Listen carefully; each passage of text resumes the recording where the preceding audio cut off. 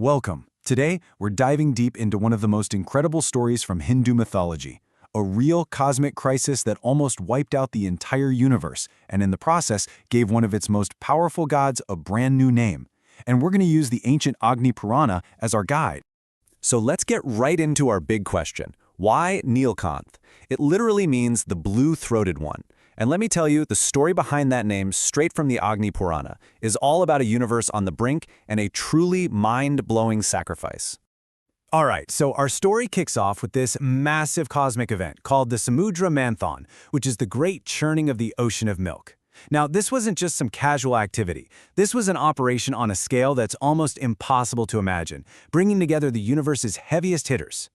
So you have the Devas, the gods, and the Asuras, the demons, who are, usually at each other's throats. But they decide to call a truce and team up. Why?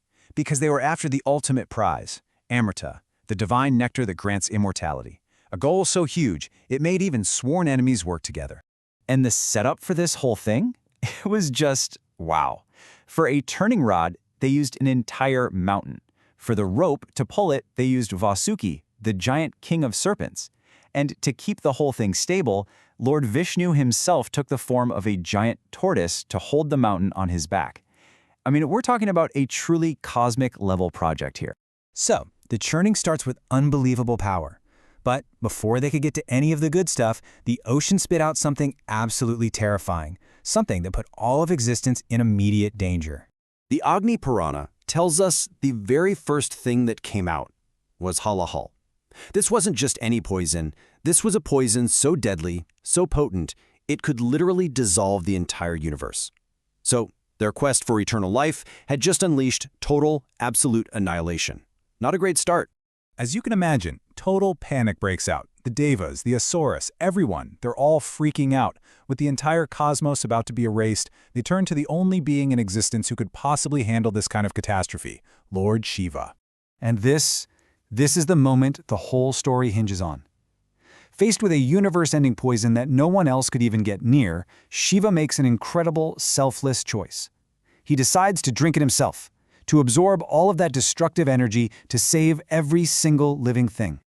So, what on earth happens when a god drinks a poison that can destroy the universe? Well, this is where we finally get the answer to our big question. But here's the thing. He didn't just swallow it. Using his immense yogic power, Shiva stopped the poison right in his throat. He contained it, held its destructive force right there, and completely neutralized the threat to the cosmos. And there you have it. That's the origin of the name.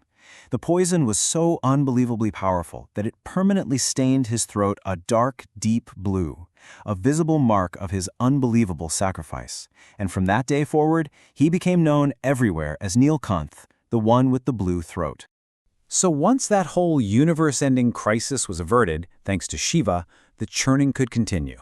With the cosmic balance restored, the ocean finally started to give up the treasures they were after in the first place. And what amazing treasures they were. The goddess of wine, celestial trees, cosmic gems, the goddess Lakshmi herself, and finally, Dhanvantari carrying the pot of Amrita. But it's so important to remember, none of these incredible gifts would have ever emerged if Shiva hadn't dealt with that deadly poison first. You see, the story of Neelkanth from the Agni Purana isn't just a cool explanation for a name. It's this powerful epic about incredible courage, about taking responsibility, and about what it means to make a truly profound sacrifice for the good of everyone else. It's a lesson that is just as powerful today as it was thousands of years ago.